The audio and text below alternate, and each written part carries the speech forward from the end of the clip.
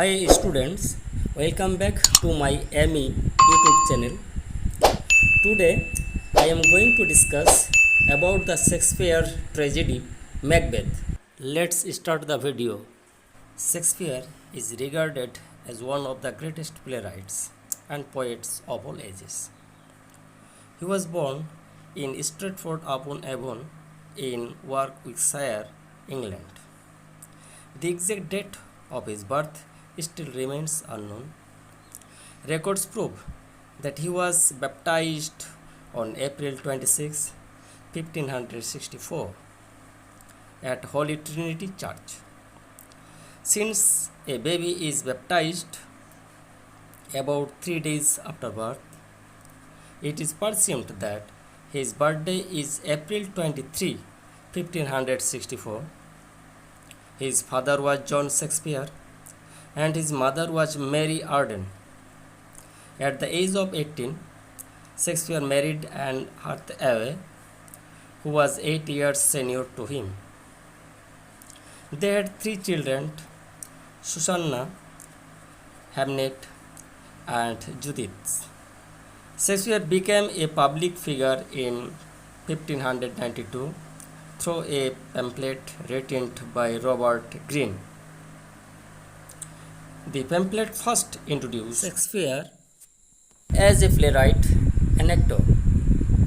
For over 20 years, he experimented with the drama and ultimately created now dramatic forms. In or around 1610, he retired to Stratford, but he was still interested in London theatre.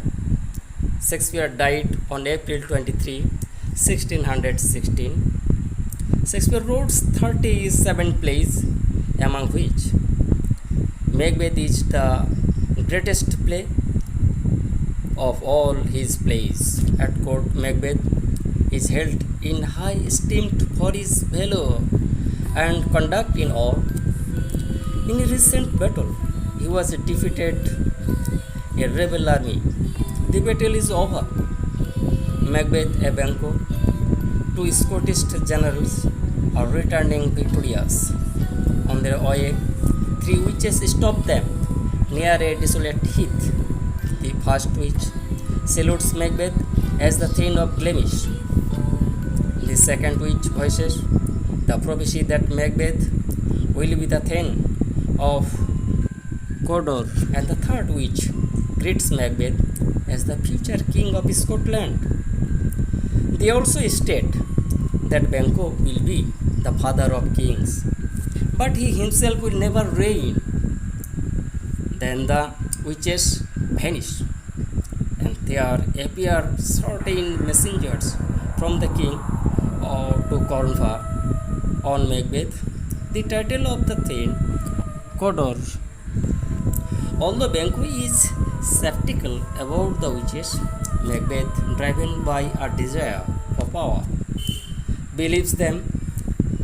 In this situation, Macbeth sends a letter to Lady Macbeth communicating the prophecy of the witches and its partial fulfillment. Lady Macbeth is an ambitious woman. She plans to murder Duncan. When Duncan visits Macbeth's house to honor him, she persuades Macbeth to murder him. Although Macbeth considers the virtues of the king and the law of hospitality, he ultimately kills the sleeping king. Malcolm Duncan's elder son flees to England in fear, and the younger son Donald flees to Ireland. As a result, Macbeth becomes the king of Scotland, fulfilling the prophecies of the witches. As the witches had foretold, Macbeth fears that Fleance, Banquo's son, will become the future king. So he engages murderers to kill Banquo and his son on their way to the Banquo in his palace. Banquo is killed, but Fleance escapes. In the banquet, Macbeth finds Banquo's ghost seated on his chair. Terrified, he loses his mental balance. But Lady Macbeth manages the situation by dismissing the guest. Tormented by miserable thoughts, Macbeth goes and meets the witches. The witches show Macbeth three spirits. These spirits convey to Macbeth three prophecies regarding his future. The first spirit, an armed head, tells Macbeth to beware of Macduff, the Ten of Fife. The second spirit, a bloody child, tells him that no man born of woman can hurt him.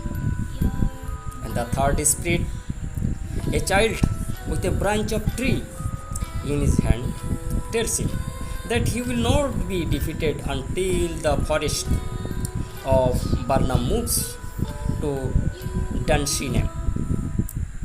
The witches also show Macbeth a procession of kings ending with Banquo.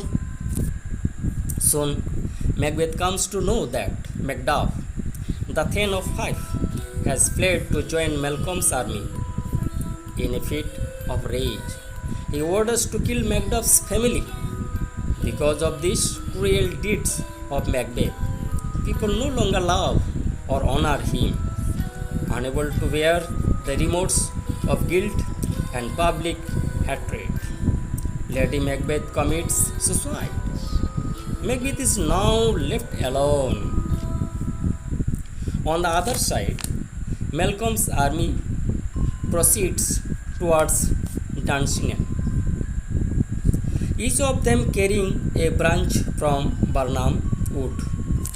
On hearing of Burnham Wood moving towards Dunsinane, Macbeth fears that the witch's prophecy will come true. In the battlefield, Macbeth boasts that no man born of woman can kill him. Macduff informs Macbeth that he was never born of woman, but was ultimately taken from his mother's womb.